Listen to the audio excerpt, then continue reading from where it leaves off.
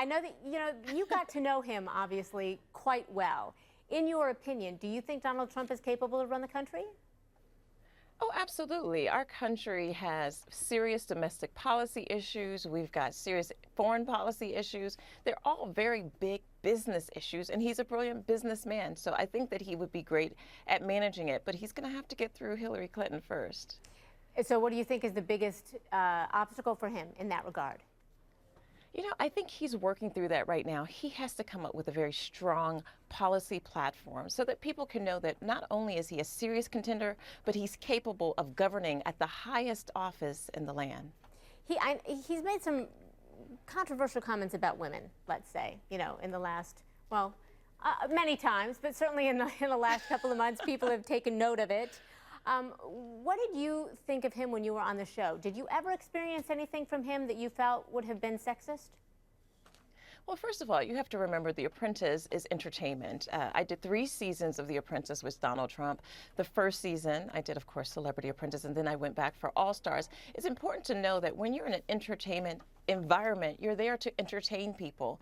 It's very different when you get on the national stage or the international stage of trying to run the most powerful country in the world. That takes a whole different set of skills. He has always been a great showman, but now people want to know, does he have what it takes to run this country? And I'm here to tell you that he does. And people need to take Donald Trump very, very seriously.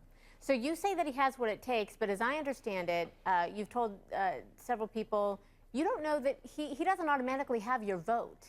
What is your hesitation? Well, no, I'm a diehard Democrat, and Donald Trump is going to need to pull some Dems. He's going to need some independents and maybe some moderates if he's going to be successful at getting the Republican nomination. I worked in the Clinton White House. I'm probably one of the most unique people in the sense that I've worked both for the Clintons and for Trump.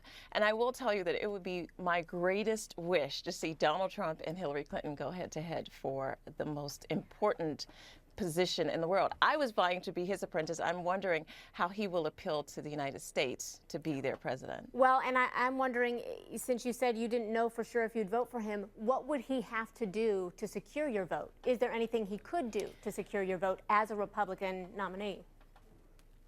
The Republicans have a big issue right now dealing with issues that are important to me and to my community particularly. I'm very interested to see how he will deal with the criminal justice reform that's needed to address Black Lives Matter issues, to deal with the economy, job issues, and I'm very, very curious about how he will approach the wage gap, particularly for women. You asked me a question about whether or not he had an issue with women. I don't believe that he has a women issue, but he will have to address issues that are important to us, like reproductive health. I want to know clearly what his position is on whether or not he wants to defund or fund Planned Parenthood. There are tons of issues that are important to me and to my community, and every single candidate will have to fight for my interest before they earn my vote. But I am a diehard Dem.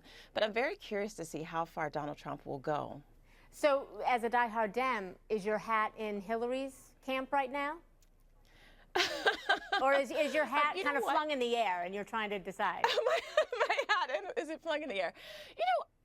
Trump entering the race has changed everything for a lot of people, but particularly for me. One, I'm a very loyal friend to Donald. Donald and I have been in this thing for about a decade, so I know that he will do well. However, Hillary Clinton, she appeals to so many different issues that are important to me. I've seen her pay her dues over the years, and it would be remarkable to see a woman elected to be president and to see the first woman elected president in my lifetime. So those things are important. However, I think it's very important first that we see that, one, there is no cloud of suspicion around her, that these email issues go away, and that she is capable of running this country without anyone worrying about whether or not she'll be effective. And based on my experience with her, I believe that she can.